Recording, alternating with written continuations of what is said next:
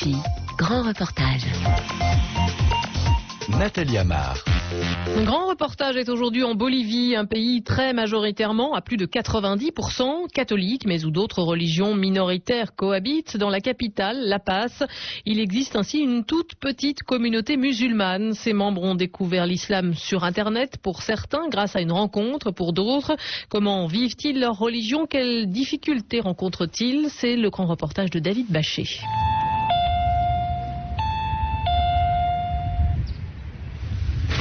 Bonjour David, comment vas-tu? Entre. Bonjour Amina. Comment ça va? Très bien, merci. Désolé, je suis un peu en retard. Ne t'inquiète pas, il n'y a pas de problème. Entre, on attendait le début du sermon. C'est une petite maison qui ressemble à toutes celles de la rue Guachaya dans le centre de la capitale bolivienne, La Paz. Un détail la distingue cependant des autres, une pancarte, Mezquita as-Salam, la mosquée as-Salam. La Bolivie n'est pourtant pas une terre d'islam. Le pays ne compte que 2 mosquées, dont une à La Paz. Et sur les près de 2,5 millions d'habitants de la ville, ils sont à peine une trentaine à s'y rendre. Ici, c'est Amina qui s'occupe de tout. Elle donne des cours de religion et s'occupe des questions d'intendance. Avant, Amina s'appelait Ana Maria, jusqu'au jour où cette bolivienne chrétienne d'origine indienne s'est convertie à l'islam. Il y a un peu plus de 8 ans, j'ai rencontré un médecin, ma physiothérapeute. Elle me massait, soignait mes douleurs, mais en même temps, elle me donnait aussi des conseils qui s'adressaient à mon âme. Alors je dis toujours qu'elle me massait non seulement le corps, mais aussi le cœur. Et puis un jour, elle m'a dit qu'elle était musulmane et qu'elle voulait m'inviter dans sa communauté.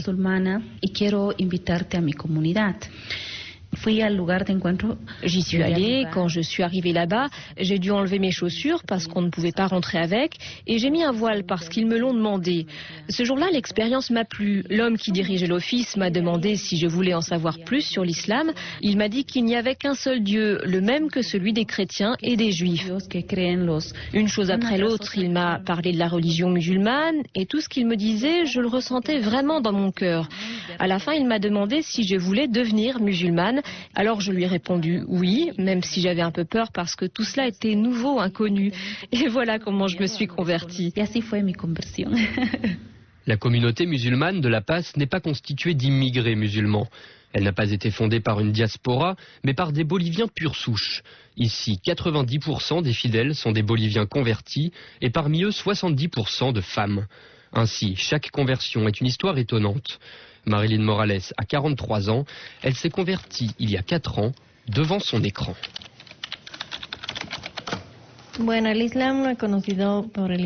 J'ai découvert l'islam sur Internet. J'ai rencontré quelqu'un, un garçon qui vit au Maroc. Sur des sites de discussion ?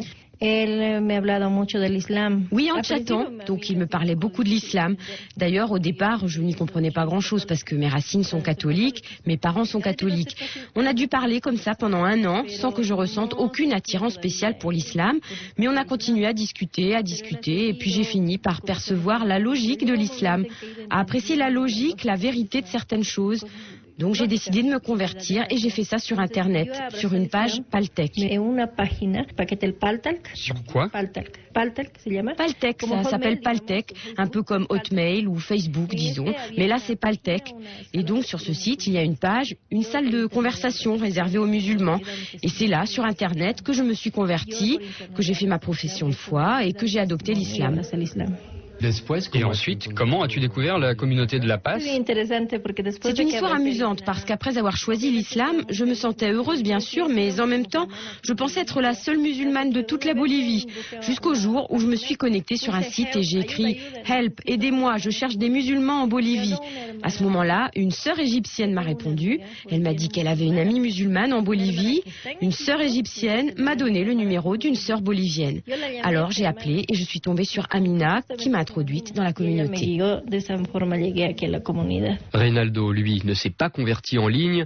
Question d'époque, sa rencontre avec l'islam a eu lieu il y a plus de 30 ans et d'aucuns s'amusent à dire qu'il est le premier Bolivien musulman du pays. Une conversion en forme de périple qui commence en Allemagne. Reynaldo a alors 22 ans et vient de finir ses études. Fui viajando por toda Europa con mis amigos al autostop. Avec mes amis, on est parti faire le tour de l'Europe en autostop. Tout ce qui m'intéressait à l'époque, c'était de fumer du hashish, de passer du bon temps, de voyager, de voir du pays. Alors on est parti au Maroc, au Sahara, au milieu du désert. Et moi, j'y suis resté 6 mois tout seul, sans trop d'argent, dans une oasis d'environ 1000 habitants, des Bédouins. Alors j'ai commencé à me consacrer à la méditation sur la religion.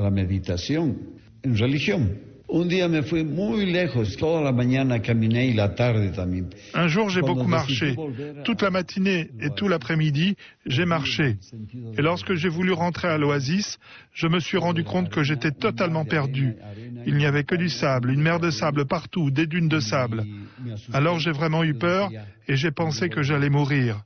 Un de plus, parce que des histoires de petits hippies perdus dans le désert et qu'on retrouvait morts, c'était très commun. Alors j'ai prié, j'ai dit, « Mon Dieu, tu es le seul qui puisse m'aider à trouver le chemin du retour. » J'ai fermé les yeux, j'ai tourné sur moi-même et je suis parti au hasard. J'ai dû marcher toute la nuit jusqu'à ce qu'à un moment, en haut d'une dune, apparaisse le petit village. Cette aventure m'a donné une foi extrêmement forte, alors je me suis mis à lire le Coran et c'est comme ça que je me suis converti à l'islam. Y esa fue la forma que me convertí al Islam.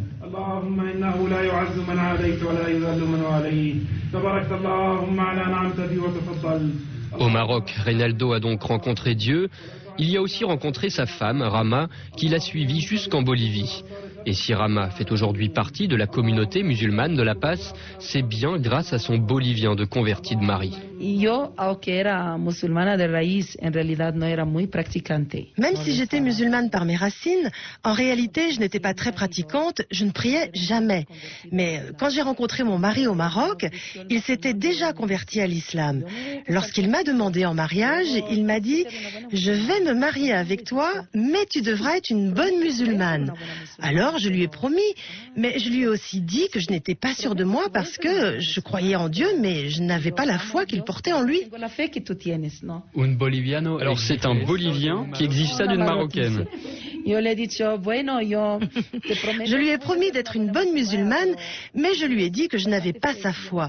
Il était très religieux. Cela m'a toujours frappée. Je me demandais comment faire pour y croire autant que lui. Donc on peut dire que tu as appris la foi d'un Bolivien. D'un Bolivien devenu musulman, oui. La foi est venue et c'est lui qui m'a montré comment l'obtenir. Cela a pris des années et des années. Mais un beau jour, alors que je priais derrière mon mari, j'ai senti une joie dans mon cœur que je n'avais jamais ressentie de toute ma vie. J'étais tellement émue. Pour la première fois, j'ai pleuré en priant. J'ai terminé ma prière, je me suis relevée et j'ai dit « Dieu est entré dans mon cœur ». Alors mon mari m'a embrassée et il m'a dit « Tu pleures, tu es émue, c'est cela la foi ». Des chemins de conversion hétéroclites qui ont réuni ces pionniers de l'islam en terre andine. Mais de l'altiplano aux plaines amazoniennes, point de minaret. Longtemps, il a fallu faire avec les moyens du bord. Amina. Quand je me suis convertie, la communauté était minuscule, il n'y avait qu'une dizaine de personnes maximum. À l'époque, on se réunissait dans une petite salle chez un Bolivien qui dirigeait les prières. Il n'y avait ni eau ni électricité, c'était un endroit tout petit. On l'avait arrangé et repeint nous-mêmes. Au début, on n'avait même pas un Coran à nous. C'est un ami rencontré sur Internet qui nous a envoyé notre premier Coran et nos premiers livres. À l'époque, on n'avait pas non plus de tapis pour prier, alors on priait sur du papier journal. Para rezar y rezábamos sobre papel.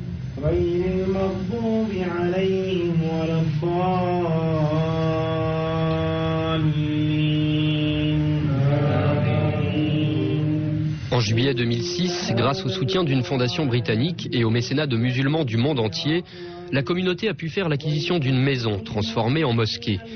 Elle peut même compter sur les services de son imam, Iman, né en Palestine et installé en Bolivie depuis 14 années. Un imam dévoué qui rend service quand il fait l'office. En fait, moi je suis médecin légiste et je consacre mon temps libre à la mosquée. J'officie pendant les cérémonies, les mariages. Au final, ça ne représente pas un temps énorme parce que j'en ai pas assez. Pendant le week-end, je donne des cours d'arabe et de religion. Le vendredi, je viens faire le sermon. Et quand il y a des occasions particulières, un mariage ou quoi que ce soit, je m'occupe de la cérémonie.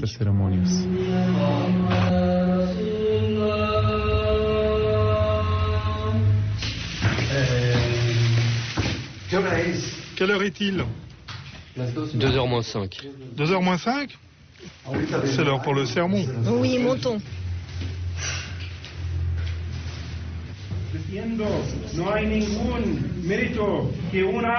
Un arabe n'a pas plus de mérite qu'un non-arabe aux yeux d'Allah. Un frère croyant non-arabe peut avoir des connaissances et un savoir sur le Coran bien supérieur à celui d'un arabe ignorant qui n'a ni connaissance ni savoir sur son propre livre. Allah a transmis son livre à la nation arabe, mais il ne l'a pas envoyé seulement aux Arabes, il l'a envoyé aux nations du monde entier. Le Coran et l'islam sont destinés à toutes les communautés qui existent sur cette terre.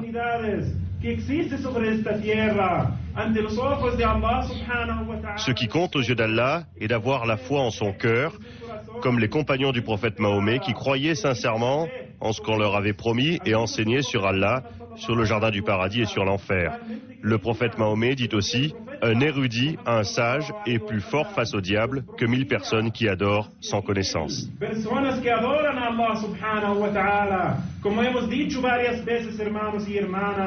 Petit à petit, les conditions s'améliorent, mais difficile de toujours voir la vie en vert.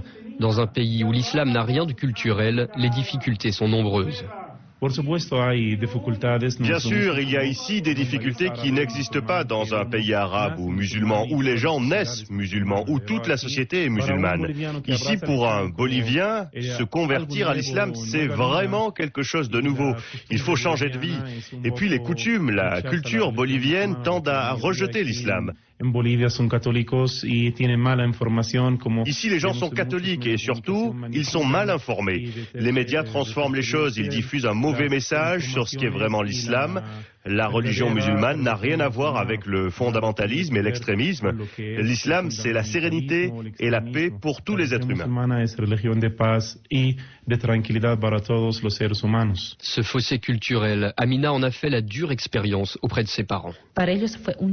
Pour eux, ça a été un choc que je me sois convertie. Ils ne connaissaient rien à l'islam, ils n'avaient entendu que certaines choses dans les médias sur le terrorisme, des choses qui ne veulent rien dire.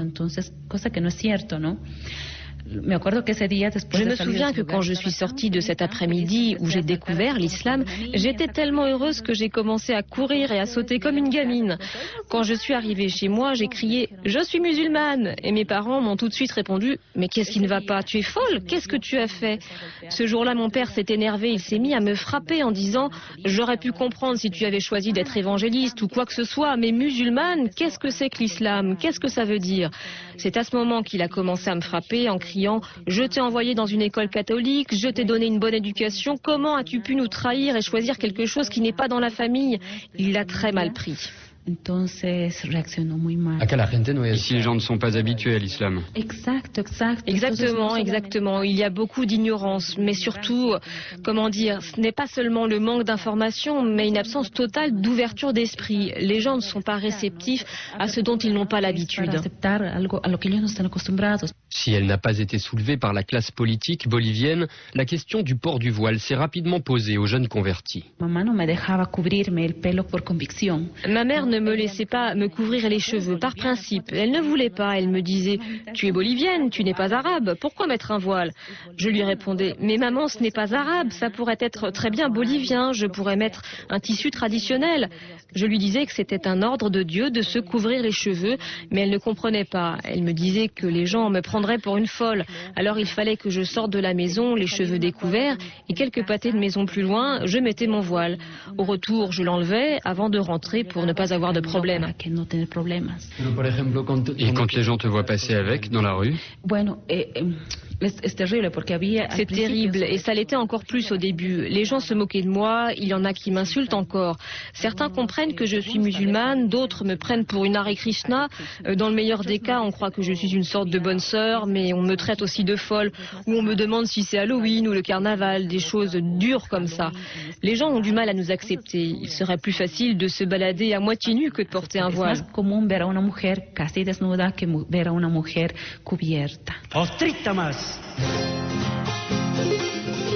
Anecdotique, de par le nombre de personnes concernées, originale du fait de la spécificité de cette communauté essentiellement composée de convertis. L'histoire de ces musulmans de La Paz est aussi significative de ce qui se passe dans beaucoup de pays. Confrontation de cultures différentes, ignorance, diabolisation et amalgame.